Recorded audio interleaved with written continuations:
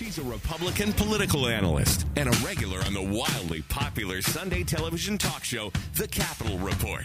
Please welcome Liz Kuranowitz. All right, it is 20 before the top of the hour. Liz joins us every Tuesday. Liz, I don't want to ask you how old you are, but I feel like I'm going deaf and losing some of my physical abilities, my speed, my quickness, my strength.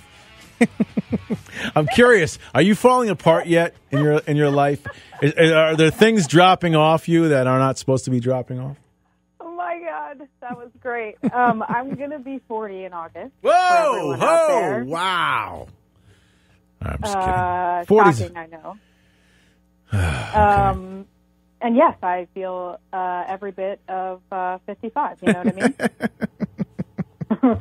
Gotcha. All right, fair enough. Yeah. Well, you are doing a lot. You do juggle a lot of balls in the air right now. There's a lot going on in your universe. I am very blessed. Yeah. To work this hard. Yeah. Well, that's good. No, I was just curious because we were having some fun with that, talking about some of the things. Because I think, my headphones. Like people come in here and like my headphone controller and they can hear it. I'm like, yeah, I think. I don't feel like I'm deaf, but maybe I am. I'm not don't sure. have that issue, and I'll say this: I've worn glasses since I was about 4 years old, and so my eyes, I don't have, knock wood, they've sort of evened out. Like I haven't had a change in my prescription in a long time, which is nice. But I started as I near 40, I decided that it would be a good time to get physically active again for the first time in 10 years since having kids. Yeah. And, when I lunge, it sounds like tissue paper is crinkling in my knees, so I feel you on a different level. It's all, I used to be an athlete, right? Yeah. I mean, I was a swimmer all the way up swimming in my, first season in college and did CrossFit for a long time. I was, no slouch. Oh, I believe it. You take 10 years off, and things don't work the way they used to. Nah, you'll get back. You'll get back to. I see. It's less of the physical. Like I feel like, in all seriousness, I feel like physically, if I had to go run or jump or whatever, I'm fine, right? Like that's all. Yeah, but how would you feel the day after? No, actually, I'm pretty good because I do still work out every day. Yeah, that's the thing. Like that, you could do me, it was like I could do the one thing and then I wouldn't move for a week. So, but for me, it's like if I'm reading, let's say I'm reading, because what we do, me and you, we read constantly. So if I'm sitting at my computer, like even last night, because I refuse to at this point in time to wear glasses. I'm fighting that till the bitter end. Right? Come on, it's all the rage. Yeah, I know. So I'm sitting there and my right eye is deteriorating much faster than my left eye. So I'm sitting there and I'm covering that eye up to try to read, because if I use both, it's kind of okay. The right eye, I can't read it at all. Left eye, I can read it fine. Don't be too proud. Go get your eyes checked. Get yourself some glasses. Because here's the thing. It's not a vanity thing. You could get contacts. No, you're going to end up getting headaches. You're going to end up craning your neck. It's going to hurt your shoulders. I mean, it's really going to have significant impact on your life. Just go get your eyes checked. All right, so you only get two eyes. Oh, well, hold on. So you got to take care of them. I agree with you. I get my eyes checked every year, so I'm kind of on that. And the guy keeps telling me, he says, "Listen," he goes, "if you want to keep going without the cheaters, go ahead." He goes, "It would be much easier if you got them, but once you get them, you're sort of locked into having them. Like you can't back out of that deal." So what? That's a contract you make with Satan. I keep telling my kids, I'm like, you see for free. Do you know how good that is? That's true. You see for free. That's true. If you see for free your whole life until you're, how old are you, 35? Me? Yeah. How old are you? Me? How old are you? Are you asking me how? I'm 56. How old are you? I'm 56. Get out of here. No way. Yeah. So, all right. So you've seen for free until you're 56 years old, and you're complaining to me about having to go get some cheaters? Get a grip, Lee Elci.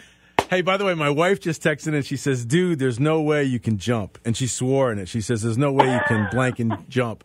And I'll tell my wife right now. I will bet her right. I will slam a volley. I can't slam a basketball anymore, but I will slam a volley. It's like that movie, White Men Can't Jump. Do you remember that? Yes, I remember it well. I'm gonna slam. Next time I'm at a court, Christine, that you're listening on your way to work, I'm gonna slam a volleyball for you. Christine, right? take him to get cheaters. This is ridiculous. No, she probably likes it better that I can't see. And guess what? Now, because you waited so long, now because of inflation, the cheaters are going to be more expensive. Oh, man. Think of how I feel. That's Biden's fault. I blame Biden for everything. Thanks, Joe. Thank you, Joe. I can't see. Yeah, because I'm reading fault. all the news about the apocalyptic universe we're living in, and now I got to go get cheaters. I should have bought Biden. I should have bought the cheaters during the Trump administration. I can't afford them anymore. Oh my gosh. Oh man. Oh, all right. Let's. If we didn't have humor, what would we have? There'd be nothing left. It'd be over. Nothing left. It'd be over for us. So let me see. We have. I don't know how. I always feel like I need to because you got so much going on.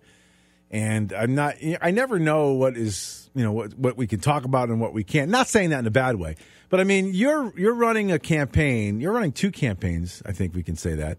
And you've got two amazing candidates. And we were talking about this off the air. George Logan's fantastic, right? George is great. We haven't talked about him in a while. Tell everybody a little bit about him because he's running for Congress. He's got a legitimate chance to win that race. He does, yes. So George is running in the 5th congressional district against Jahana Hayes. It is one of the most competitive districts in the country. They put it on the National Republican Congressional Committee, which kind of oversees the political operation for the House of Representatives, put this race on their target list about a year ago, and then started spending money doing digital attack ads on Jahana Hayes pretty early on, I would say about spring last year. And I think George getting in the race definitely made them more and more interested. And so this has consistently been one of about 15 races across the country where they've been consistently spending money, which is important, right? Because that signals to the political class, donors, and people who talk, and analysts and everything, that this is a race that they're really looking to win. And so George, about 2 weeks ago, was recognized as part of the Young Guns program, which is their national sort of recruitment pipeline. These are the races that they are, looking at, and the candidates that they're excited about. And so George, worked really hard to get himself on their radar. Right. He was on Fox News last week. Getting national news coverage is really important, and so he had a chance to go on and talk about what's happening in Russia and talk about the exciting thing about the campaign. Obviously, the RNC last week opened a community outreach center, one of only 20 across the country, and they opened that up in New Britain, which is in the 5th congressional. And George, as an African American Latino, his parents came to the U.S. from Guatemala, actually, so he is bilingual. So he actually did a speech in Spanish and talked about how important it is to have outreach into all communities if we're going to win. And so it's a really exciting opportunity for George, and I'm really excited to be helping him out. He's a great candidate, great guy, and we're going to win the race. I've met him a couple of different times. He seems like one of the nicest, people on the planet as well. So I got nothing but good things to say about him. So, hopefully he can continue down that road. And he's a smart guy. He's an engineer, right?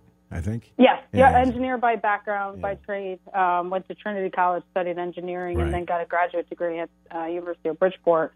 And so, he's obviously no slouch. And look, he was in the Senate during some of the most important sessions of the last, couple of decades, right? I mean, he was part of brokering the deal that got a bipartisan budget. And I think as we look at the problems we're facing here in Connecticut and certainly in Washington, D.C., we need checks and balances more than ever, right? I mean, the fact that we have one party controlling everything across the board here in Connecticut and across Washington, D.C., that is a message that I think is clearly resonating with people when George is talking to folks out at events throughout the district. So, look, I think, particularly for Jahana Hayes, right? Joe Courtney's been in office for decades, right?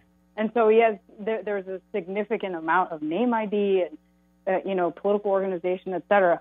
Hayes has only been in office for a few years. And so she doesn't have that same built-in incumbent advantage that, running against Joe Courtney has, right? Mike France, obviously a great candidate in the second so it's a little bit harder there because of how much time in Joe Courtney has, just from a practical perspective.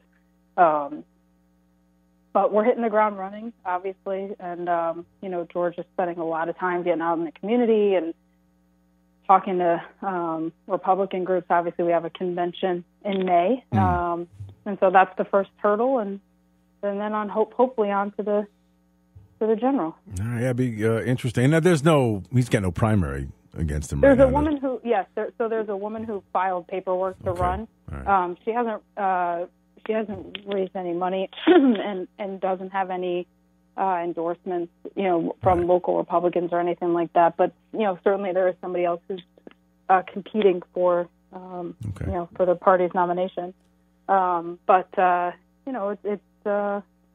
It's a great opportunity. It's exciting because to see people from across the country get involved and invested and excited about the race, I think has been really exciting for George, and certainly energized folks in the 5th, and frankly across the state, about what a great opportunity we have, to win that race. So I never say give up, right? I never say never.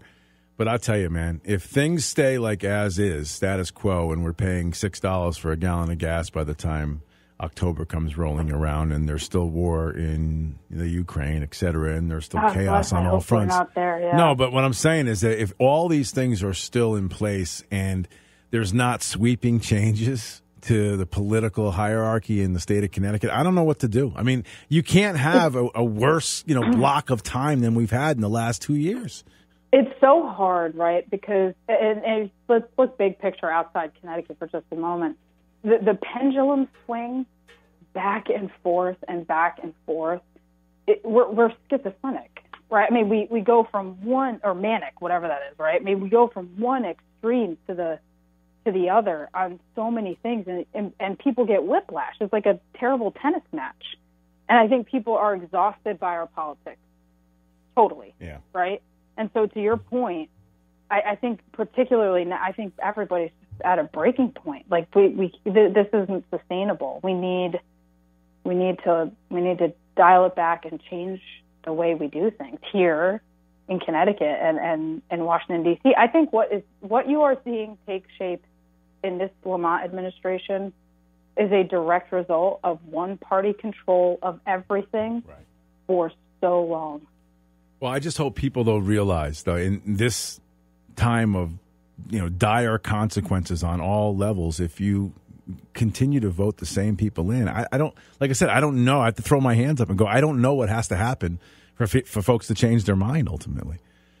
It would be, I'd be hard pressed to find an answer to that. Like if you're, I think you have to offer folks an alternative. No, you have. Credit goes to Jamie Stevenson, right? Jamie Stevenson is a former first selectman of Darien. Right. Threw her hat in the ring to run against Jim Himes. That's a D+13 district, right? That means that from a partisan perspective, Democrats have a significant advantage, right? I mean, for example, the 5th Congressional is a D+2. But if Jamie wasn't running, do we have an alternative, right? Mike France, right? George Logan. We've got a candidate running in the primary to run against Dick Blumenthal, right? Like, if you don't put up an alternative and offer people a choice, you can't. There's no way you can complain. No, but that's part of my point. You have offered them up a legitimate choice now. Right, there have been times in the past when the Republican Party hasn't. They've been weak candidates and all on different levels, but I think this year I can point to every major office. Even Themis is running; she's a serious candidate. I mean, at every level, there's a serious candidate everywhere. And if you're happy with status quo or what we've had the last 2 years, I don't know what to do. As I said this, I just got an avalanche of text messages and emails that people are saying if things don't go their way in November, they're going to leave the state. They've had enough. And here's the thing. I mean, people vote with their feet, and we've seen that cycle after cycle after cycle, right? And it's everybody. It's not, this old Democrat adage that, only the ultra wealthy leave because of taxes, right? That's what the progressive Democrats want you to believe. But we all know that's not the case. frankly, it's people who are, paycheck to paycheck, thousandaires, not millionaires, who can't afford to live here anymore. Right. And that's a sad state of affairs. It's one of the things, and again, full disclosure, I'm working for Bob Stefanowski. I think it's one of those things that Bob talks about all the time, which is we want people to feel like they can leave and go move somewhere else if that's what they want to do, but we don't want them to feel like it's a necessity. Right. Right? That in order for them to provide for their families, to retire, to be able to maximize, their take-home pay, to make ends meet, that they have to go somewhere else to find a good job, to find a vibrant community to live in. And so, I think that's why Bob is running. All right, Liz, I got to run. I'm out of time. I just saw what time it was. So I will talk to you next week. Once again, thanks for making my day, thinking I'm only 35. When I talk to you, you better have gotten some cheaters. I'll see you later. Bye. Thank you. We'll be right back. Stick around.